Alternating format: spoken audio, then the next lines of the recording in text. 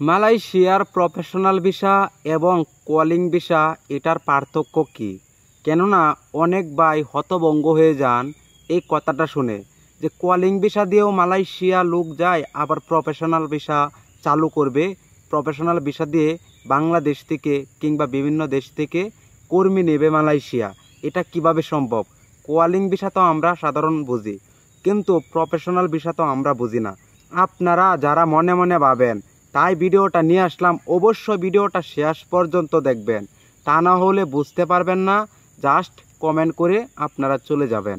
যাই হোক, অবশ্যই চ্যানেলটা সাবস্ক্রাইব করে পাশে থাকবেন, পেজটা ফলো দিবেন। প্রথম দিকে আমি বলবো প্রফেশনাল ভিসা এবং কলিং ভিসার পার্থক্যটা কি, পরবর্তীতে বলবো কিভাবে কর্মী আসে মালয়েশিয়াতে, যেরকম বাংলাদেশ থেকে, থাইল্যান্ড থেকে, ইন্ডিয়া থেকে, নেপাল থেকে, ইন্দোনেশিয়া থেকে। আমরা যতটুকু জানতে পারলাম 2021 সালে 22 সালে যে সময় বাংলাদেশ থেকে কর্মী আসছে কলিং ভিসা দিয়ে, তাই না? কলিং ভিসা হলো একটা মাধ্যম, সেম প্রফেশনাল ভিসাও একটি মাধ্যম। কিন্তু আপনি যে কোনো ভিসা নিয়ে আসবেন, ধরেন প্লান্টেশন ভিসা নিয়ে মালয়েশিয়া আসবেন, ভিসার ভিতরে থাকবে কিন্তু প্লান্টেশন ভিসা। কলিং এটা জাস্ট একটি মাধ্যম, সেম প্রফেশনাল এটাও একটি মাধ্যম। যাই হোক, আমি যতটুকু জানতে পারলাম ততটুকুই বোঝানোর চেষ্টা করতেছি। আপনি যদি বাংলাদেশ থেকে সার্ভিস সেক্টর ভিসা নিয়ে মালয়েশিয়া আসেন, ভিসার ভিতরে কি লেখা থাকবে? সার্ভিস সেক্টর ভিসাই থাকবে, এখানে কিন্তু প্রফেশনালও উল্লেখ থাকবে না, কলিং ভিসাও উল্লেখ থাকবে না। জাস্ট এটা হলো সুরাত। যেরকম আমরা বুঝি প্রফেশনাল ভিসা দিয়ে বাংলাদেশ থেকে কর্মী আনবে, কলিং ভিসা দিয়ে বাংলাদেশ থেকে কর্মী আনবে, কিংবা বিভিন্ন দেশ থেকে মালয়েশিয়া কর্মী আনবে। যাই হোক, প্রফেশনাল ভিসা, কলিং ভিসা আপনারা এটা নিয়ে চিন্তা করতে হবে না। যদি মালয়েশিয়ার সব সেক্টরের ভিসা খুলে দেয়, তাহলেই আপনারা যে কোনো কোম্পানিতে সার্ভিস সেক্টর ভিসা নিয়ে যে কোনো সাইডে কাজ করতে পারবেন। এখন যে কথাটা বলবো, আমরা 2024 সালে 18,000 কর্মী আসতে পারে নাই মালয়েশিয়া।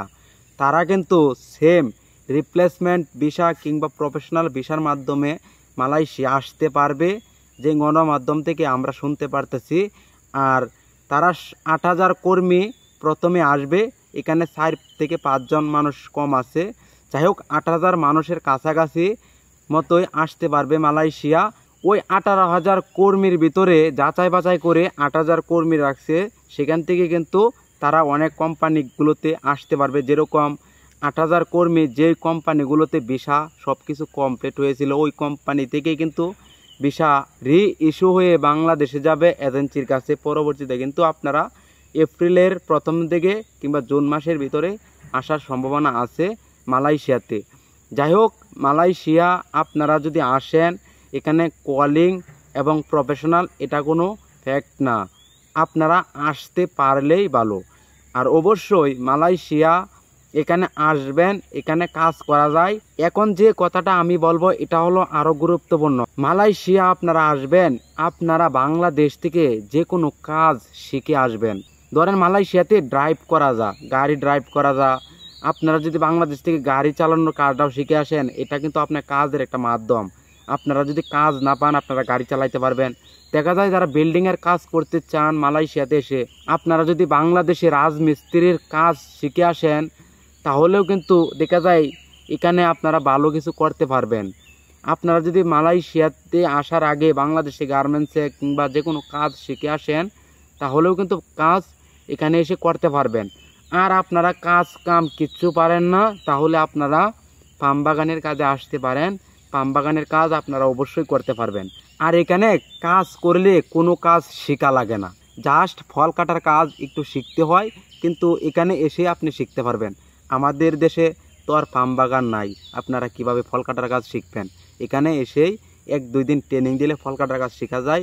এবং মালয়েশিয়ার পাম বাগানে বিভিন্ন ধরনের কাজ আছে, কোনো কাজ বাংলাদেশ থেকে শিখে আসতে হবে না। আপনারা যদি কৃষিকাজ করেন বাংলাদেশে, এতেই হবে। ভিডিওর শেষে আপনাদের কাছে একটা রিকোয়েস্ট করব, অবশ্যই চ্যানেলটা সাবস্ক্রাইব করেন, পেজটা ফলো দিবেন।